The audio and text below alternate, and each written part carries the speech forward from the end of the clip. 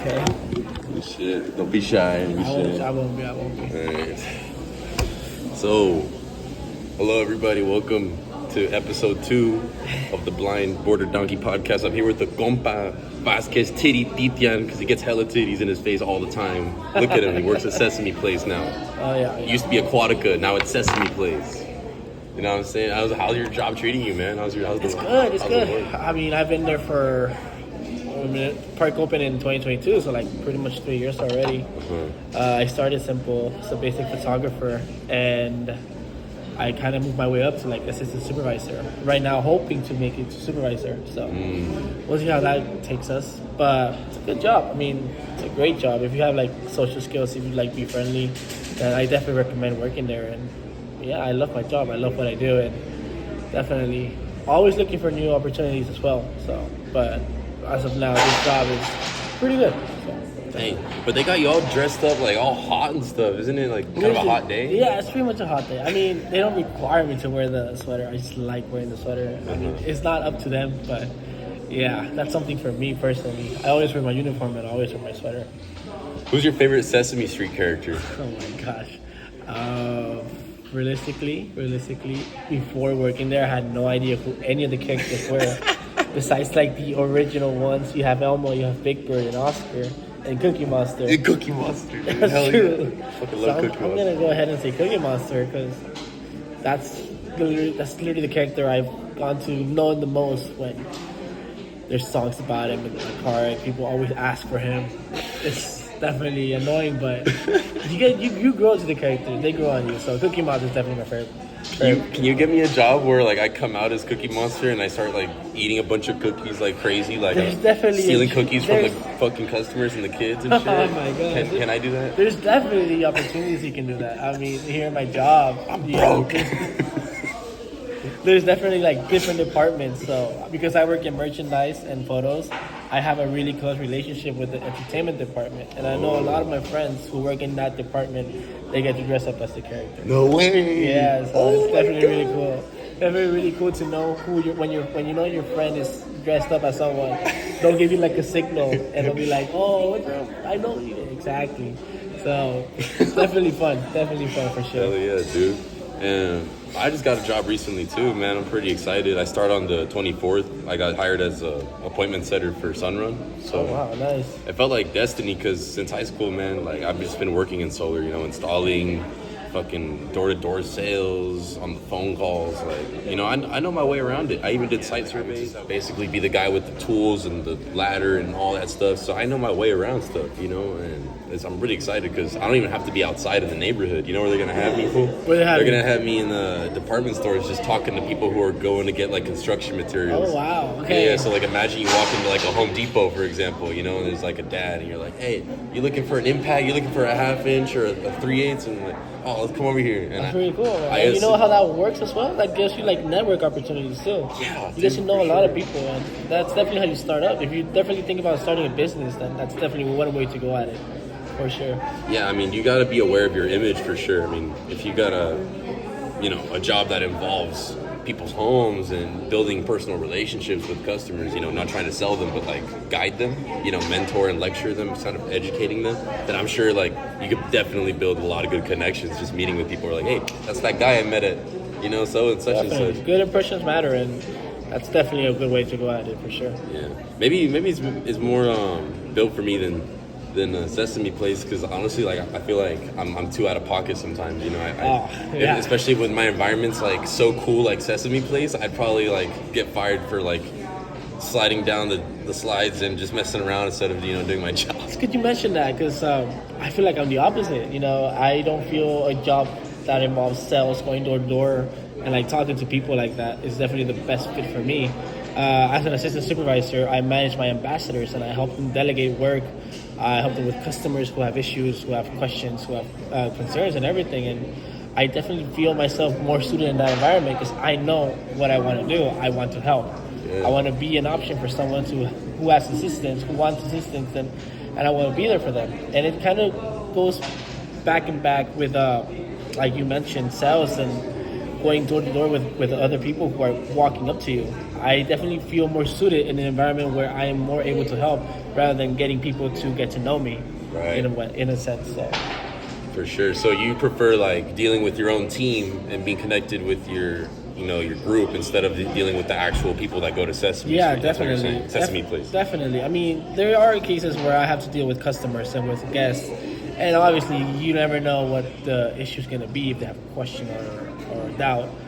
So that's people prefer anything, and I feel after years of working there, I have enough experience to kind of handle myself, and it's something that I didn't think I would get based on my personality alone. Mm-hmm. That's something I had to build. I had to build a rapport on and just kind of go at it with go-to attitude whenever I would start working there. Yeah. And definitely all those years led to me being kind of this social person, this kind of confident person who knows what they want and who knows what they're talking about. So. Yeah, dude. I seen you graduated recently too. You got your diploma? Yeah, I just got my diploma yesterday. It was definitely a scholar. I know. It was definitely a bittersweet moment for sure. Bittersweet? How bittersweet. I mean, I enjoyed all my years in college. I enjoyed my years of education, the people I met, the friends I made. Every one of them have been important to my life.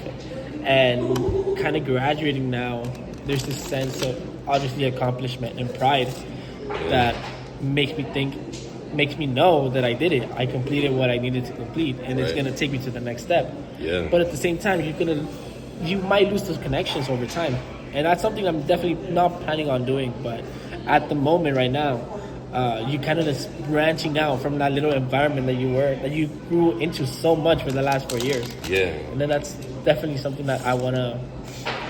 It's kind of sad, you know. It's bittersweet. I'm gonna miss all those connections I made, those friends I made, and I know it's for the better for my personal life, personal career. And yeah, it's just crazy to think that I finished 4 years of hard work, 4 years of late nights, of late studying, of reading, and showing up for yourself. Yeah, man. Pretty much. That's cool. Yeah, pretty much. I mean, I can't say the same thing. I don't miss a lot of the friendships I had, from when I had a college experience. I didn't really go to a regular 4-year or 2-year. I went to a trade school. Went to UEI, Chula Vista. UEI, the one that's here, yeah. Man, I don't miss those connections because it was really ghetto. It's like a lot of people that were just kind of there, like have, just like kind of learn and stuff, but not really learn. Just kind of like, And I was in there for the same reason too. Like I just wanted to meet a group of people that were into cars. You think I wanted to be a mechanic? Like, no, dude. Otherwise, I'd be at Jiffy Lube or a Discount Tires, which I have worked in, and it didn't work out, because the people that I worked with, sad to say, man, they did me dirty or simply it wasn't for me, I'm not going to say every job that I was wronged, for sure. Sometimes, like, I felt like I was the one that wasn't showing up. I was the one on my phone. I was the one being a jackass, But I'm trying to learn from that. I'm trying to be a better person, and we all deserve a second chance. Exactly, and I think that's really important because literally college is all about chances, in my opinion. I mean, you mess up, you go again, you learn from your mistakes. If not college, then what do you have? Once you're done with college and you're out in the real world, how many chances are you going to get? And how many chances are you going to be allowed to waste? Yeah, man. So it's definitely a good experience for me to have that whole college experience where not just learning and growing, I get to know what I do wrong and just fixing it. And just going from that perspective of I want to be better than I was before and I'm going to improve. And it's just the way you improve and you get yourself ready for the real world that matters the most. Yeah, man. And not everyone thinks the same like that. I mean, that's why a lot of connections don't work out, I would say. Everyone has different perspectives. Everyone has different goals. And it's all about who you join with, who you know, who you hang out with. And like if they have the same mindset and that you have. It's definitely that factor that's really important when you kind of figure, you want to figure what kind of man you want to be in this world.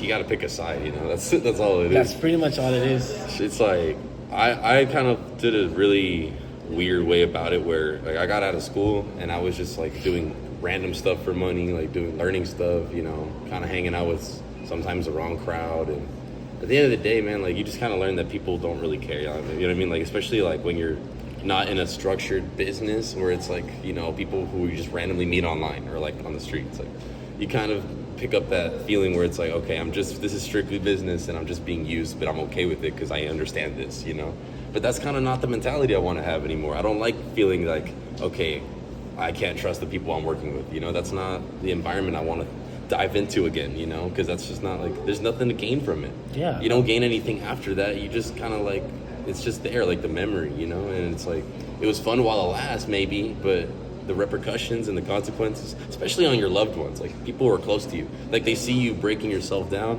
That's the hard part, bro. That's the part that's like, man, I gotta make a change right fucking now. Yeah, it's definitely right now. It's definitely something big. I mean, you wouldn't be where you are if you didn't have those people that support you and that loved you. And it's definitely a weird feeling, definitely a hard feeling, knowing that what you're doing is definitely not kind of fulfilling them what they expect from you. The expectation from you is all that matters. And personally, for me, I definitely put myself under a lot of pressure when it comes to kind of making everyone around me proud.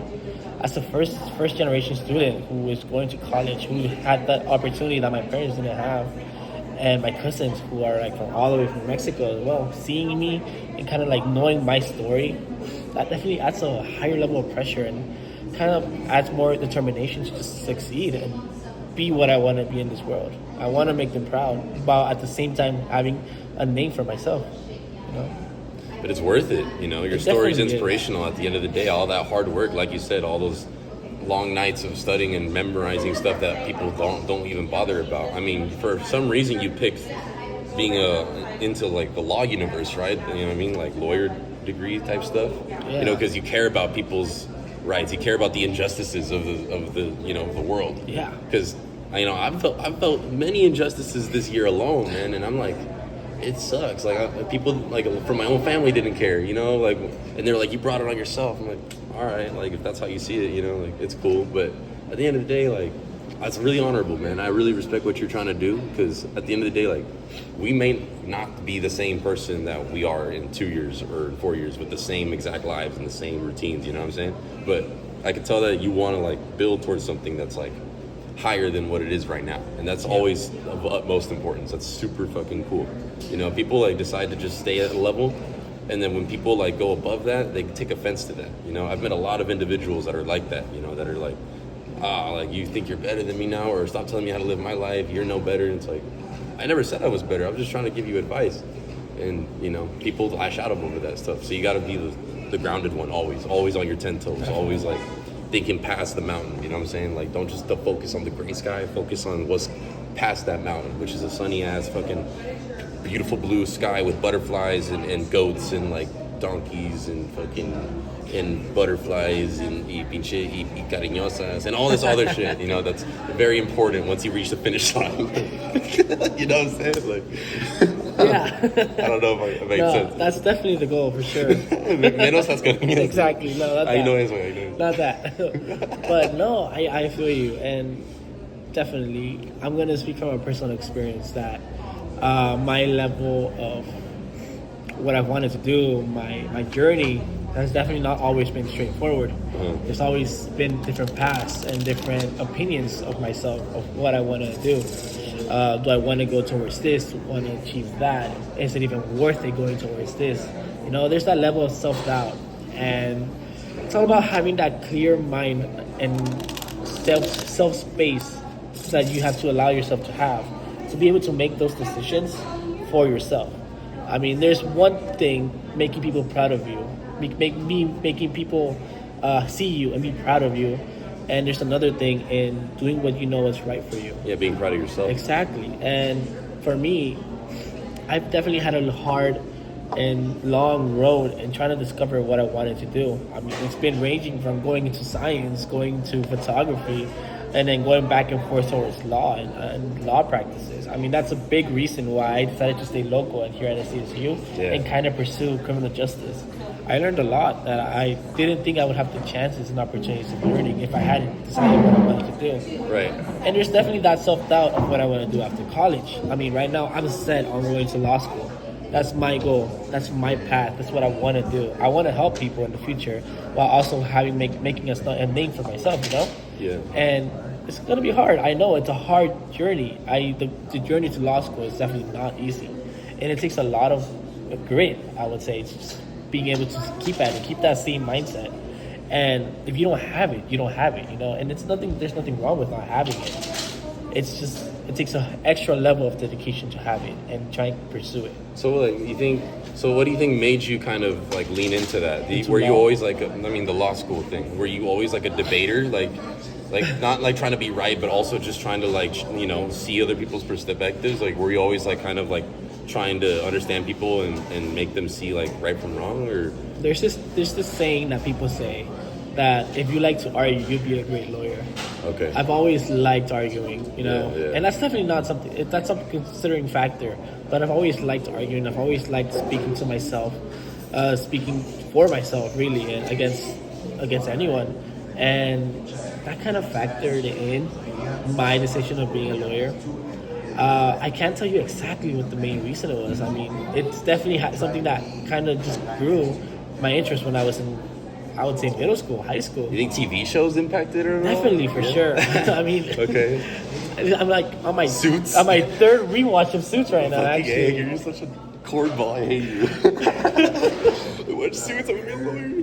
there's Better Call Saul and like all those kind of lawyers. Better Call Saul. Yeah, hell yeah.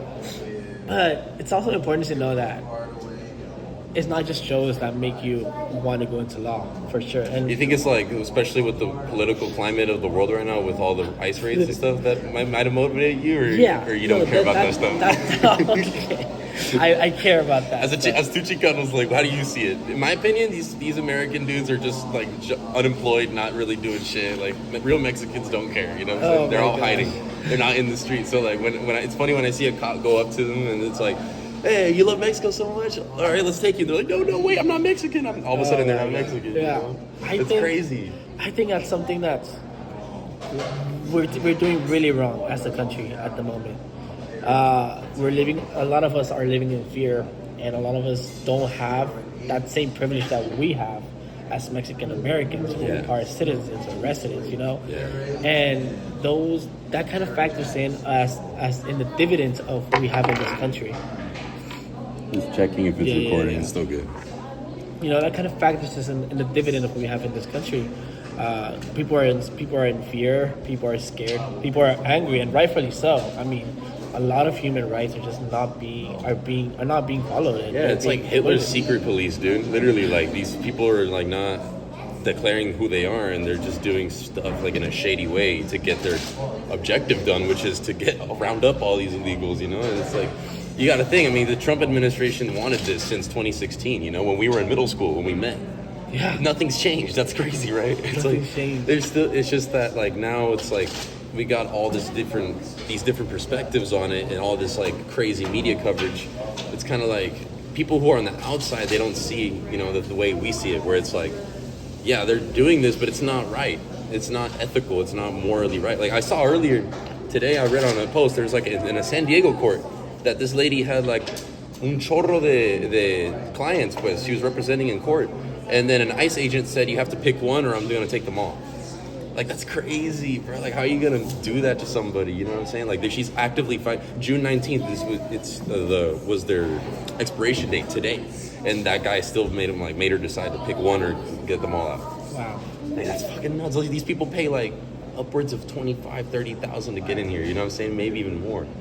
And sometimes it doesn't always go right. That's the sad part. Sometimes, dude, shit happens and all that money's gone, wasted because things don't go right. I believe the problem isn't ICE. I believe it's Trump and what he's been kind of bringing upon, us as citizens. ICE has been around for years, not just before Trump. I mean, I believe it's been around the Bush and Obama administration where if you're an illegal, you're not here legally and you are going to be deported. But the basis of that is if you make a crime, if you're a criminal. Yeah. Not families, not regular people, working their asses off to have a normal life, following the American dream. Trump kind of changed that. He just kind of idealized the importance of being American and fuck everyone else. Yeah. And, tariffs and all that too. Yeah. It's like, what are you doing, bro? So now literally, whatever it is you're doing, that doesn't matter because on people on paper, you will be seen as a terrorist, as a criminal. Yeah. And that's something that's really bad at the moment, We can't have that. And that's what, the more we do that, the more increase of danger we have, and the more fear we have, and that leads to violence acts. And Yeah, dude, it's nuts. Like even from like the incentivized of the snitching, like if you give up someone, they pay you like a couple thousand. Like it's already like that's kind of like the master plan, like the massive plan. You know what I'm saying? Like to disparage Mexican communities within themselves instead of like making, you know what I mean, like making it obvious that they're the ones that are, you know, scrambling the eggs. You know what I'm saying? Like making all this haywire craziness, and we're just watching it happen. You know, but it's like. It hasn't really changed. Like, it doesn't matter if, like, Obama was in office or Biden was in office. Like, they all say, like, different stuff, but it's the same thing. It's like they're still just doing shit in a way that's not ethical or morally just. And I see that, but it's like, I can't really put too much focus on it because I have my own problems to deal with, you know? Yeah. So it's hard. It's hard seeing that perspective because we got our own lives to take care of, our own, like, families to think about. Yeah. And not all of us are harboring illegals. You know, that's not everyone's situation. It's a tough one to crack, dude. It's a tough one. Definitely. It's a hard topic for sure, and it's something that's always going to be debatable, something that's always going to go under debate, under argument, and no matter what side you see it on, there's never going to be a consensus of what's right or what's wrong. And it's important, you know, for us who have a voice to always talk about it, yeah. You know, bring it to light, because not a lot of us had that same privilege that we have. So, I mean, I'm about to become a dual citizen. I'm about to like start working like half my day in TJ and half my day over here, you know, with the solar company stuff. Like, I'm serious, man. Like, I'm sick of it. Like, I just come here for strictly business, and then I go home to sleep with and rest with my family. You know, like that's like I kind of see it now, like where it's like even though I was born in here, you know, I was born here in Chula, and I've been all over. Like I've been in Arizona, I've been in like LA, I lived in different places, but it's just it still feels the same. You know, it's like people aren't really like as unified as I thought they would be growing up. You know, and the more I get older, it's like, yeah, it's just how it is. It's how the world is. People look out for themselves always till the end of time. So when you find a community or a group of people or even like a mentor that's really like looking out for you and tells you the truth, even if it's uncomfortable, you got to hold on to that. You know, you got to not let that go, because there's a lot of people that will smile in your face and then fuck you over, because that's what they wanted at the end of the day, was to just use you, you know? Yeah. So just be very careful with your company that you keep, because you know, no todos le puedes decir amigo, güey. Es así de fácil, así de plano. Fuck, dude. Vietnamese coffee here is so bomb, bro. It'll have you pissing like fire. I swear to God. It's that strong. I'll get myself something after. You're gonna be like, good morning, Vietnam. Like, la novia del burro de Shrek, como es un dragón, freaking breathing fire out of your freaking your really? Your pecker, dude. What do you recommend? Pues te recomiendo, güey, algo verde, like the jasmine green apple or like the taro. Yeah. That's sweet if you're into sweetness. Okay. Or lavender, but other than that, I always go for the Vietnamese coffee, because I need to be on go. I need to be like prendido, hasta la verga, hasta It'll la make you masa. move. It'll make you move. I need to be in killer mode all times, dude. I need to be like on the hunt. You know? Hey, I see you was you're on a getaway, huh? On a little yacht cruise. What's up with that? You know, I'm enjoying my summer. Definitely. You deserve it, King. I feel like I do. I definitely deserve it. It was a 5-day cruise. It went towards Cabo San Ensenada and then back to LA. Nice. It was definitely fun. I went with some friends who also graduated college at SCSU, and then some other close friends that I've made like throughout my college experience. Was there a lot of single moms on that cruise? Oh my God, tell me about it. There's a lot of people for sure. Different experiences, different backgrounds. You hit the jackpot on blackjack. Hey, I'll be the father that stepped in. What's up? It's like, hey, you need your house mortgage paid off? I got you, bro. Well, why? You never even know me. Yeah, I don't need to know you. And she turns around and you're like, that's all I need to know. No, I mean, it was definitely a great trip. Great experience, for sure. You know what I'm saying? You know, I went to places that I haven't gone in years, really. Cabos, Ensenada. Last time I went to those places was years ago when I was a child. Cabos is cool, huh? Cabos is great. Baja Cali Sur is like low-key more fun to me than over here, Baja North. Oh, yeah. It's just like way more like beach vibes, just more veterans, you know what I'm saying? Like foreign people and like cool locals and shit. Over here is pinche desmadre, güey. You're 24/7. Can never be too safe, yeah. God, dude. But yeah, that cruise, it was definitely one of the highlights of my life. And I feel like I feel like the reason why I enjoyed it too much because I knew that I worked for it. Yeah. No, 4 years, 4 years of college and hours of work, and definitely that's something that I needed, that getaway. You needed to get faded a little bit, huh? You're a little tipsy, huh? You're getting them dead shot daiquiris, huh, to the masa, huh? You were getting a little worked out. I plead the fifth.